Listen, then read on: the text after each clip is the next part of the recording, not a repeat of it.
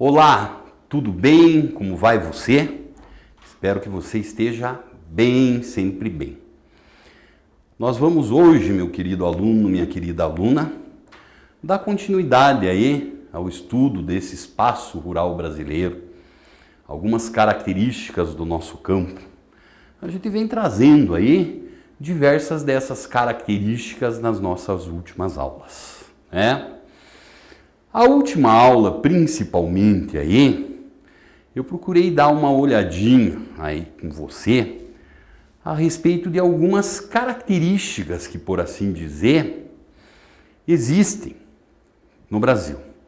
Se hoje a gente fosse pegar esse espaço rural brasileiro, sem sombra de dúvidas nós poderíamos afirmar que ele possui, assim, duas grandes contradições, não é mesmo? O que seriam essas duas grandes contradições? A primeira das contradições que nós encontramos aí está diretamente relacionado com o fato, e isso é uma coisa que eu quero que fique repetitivo para você, nós encontramos basicamente uma forte concentração latifundiária. Uma quantidade pequena de pessoas que, conforme nós já vimos aqui, elas tratam de fazer o quê? Elas tratam justamente de possuir muitas terras. E daí nós acabamos sendo o quê? Que existe uma massa muito grande de trabalhadores, que é uma massa de trabalhadores que está buscando cada vez mais o que também? Está buscando terra para trabalhar. Se nós formos fazer uma análise aí da chamada Constituição, como é que vem esse estatuto aí, é uma coisa que vem lá recentemente. Tá? O que nós vamos encontrar? A lei que procura resolver isso veio na Constituição de 1988. Mas o problema, ele quase que surge junto com o Brasil. Né? Então a gente sabe muito bem, quando aqui chegaram os primeiros colonizadores europeus, nós éramos uma colônia de Portugal. O que acabava acontecendo? Acabava acontecendo que dividiram o nosso país em grandes sesmarias. Entregaram isso a nobres europeus, e esses nobres europeus talvez nunca nem pisaram aqui para saber o que eram suas terras, ou muito menos utilizá-las. Né? E esse problema, ele foi se arrastando ao longo da história, certo? E até hoje cria-se um problema que ele é um problema de difícil solução. Ao longo da nossa história, e também não cabe muito a gente dar uma olhada nisso aqui, até houveram tentativas, principalmente na segunda metade do século XX, de se resolver esse problema da forte concentração. Mas o que a gente acaba percebendo é que existem muitos interesses por trás disso. E esses interesses estão principalmente com os chamados grandes latifundiários. Então esse é o primeiro grande problema estrutural que eu queria que você carregasse com você aí. Tá? E o segundo problema que nós temos aí é essa questão relacionada à presença de duas grandes agriculturas, dois grandes modelos agrícolas no nosso país. Né? Então, um dos modelos agrícolas, a gente já viu aqui algumas de suas características, mas nas próximas aulas nós vamos tratar de ver mais características aí. É o famoso agronegócio, ou agrobusiness, como alguns preferem. É aquele modelo de agricultura que ele acaba fazendo o quê? Ele acaba aí justamente produzindo com uma intenção única, que é a geração do lucro. Não existe nada de errado nisso, certo? Se vai lá, e essa é a lógica dentro da nossa economia, uma pessoa ela investe um determinado capital, busca-se o quê? O aumento desse capital através do lucro. Não tem nada de errado nisso, certo? Então aí, essa é a grande agricultura. Mas, por outro lado, nós acabamos percebendo o quê? Nós acabamos percebendo também que existe aquela que é chamada de agricultura de subsistência, que é a agricultura familiar, se você precisar, ou preferir assim chamá-la. O que acontece com essa agricultura? Essa agricultura é aquela agricultura que ela nunca recebeu incentivo por parte do governo, né? A gente vê, por exemplo, que o agronegócio no Brasil, ele cresceu assustadoramente, principalmente na década de 60, porque a lógica da nossa economia era o quê?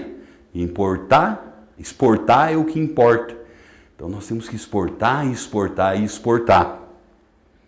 Daí acaba acontecendo o quê? Acaba acontecendo que os grandes latifundiários, eles recebiam, por exemplo, diversos incentivos do governo, e talvez aquele mais simples de ser percebido era quem? Era justamente financiamentos.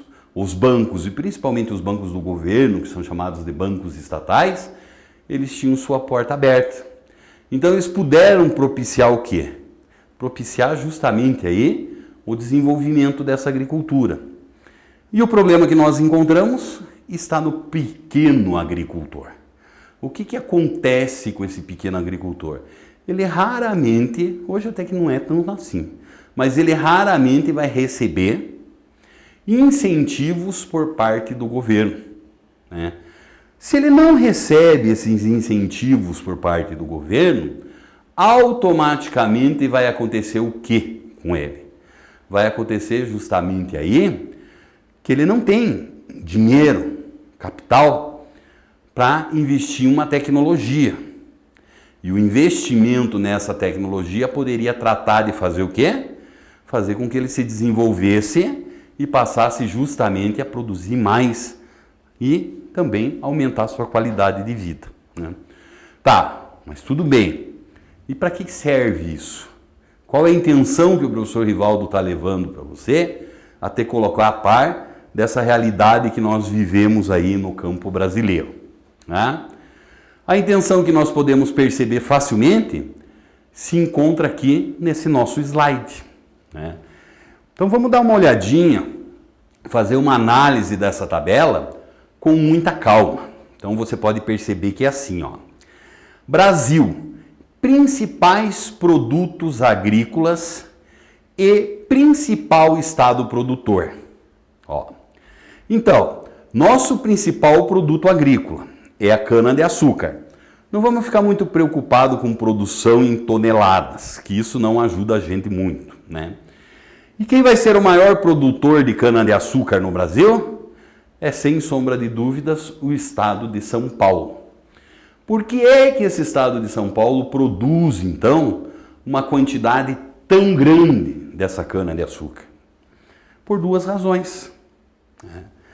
Você tem que nesse estado de São Paulo, primeiramente, nós encontramos que é a maior população que nós temos no país, e num segundo momento acaba acontecendo o quê? A cana-de-açúcar também ela acaba sendo utilizada na maior frota automobilística do país. E uma segunda parte nós acabamos sendo o quê? Nós acabamos sendo que isso vira açúcar. Parte para consumo interno, mas parte é exportado. Só que toda a linha de produção da cana-de-açúcar, ela torna essa cana-de-açúcar um pouquinho diferente, né?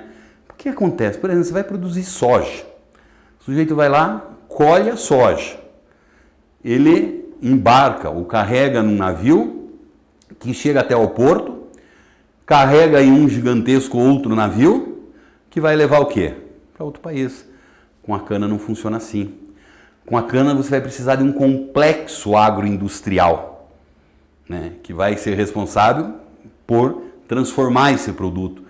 Você não consegue transformar ou exportar, vender a cana em estado bruto, in natura, né? Então existe essa dificuldade é muito grande.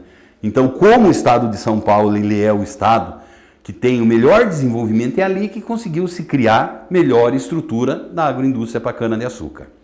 Voltando aqui na nossa tabelinha. Soja em grãos. Mato Grosso é o maior produtor que nós possuímos, certo? Não poderia ser diferente. A fronteira agrícola que nós já vimos aqui a partir da década de 1970, ela vai para cima, ela vai invadir justamente o Cerrado e vai pelo Mato Grosso. que também nós temos uma produção de milho em grande quantidade. E essa produção de milho, ela se baseia para quê? Não somos um grande exportador de milho no mundo. Maior parte do milho produzido, ele é um milho que ele é consumido internamente. Por quê? Vira ração animal, principalmente de aves e suínos. Daí o que nós fazemos?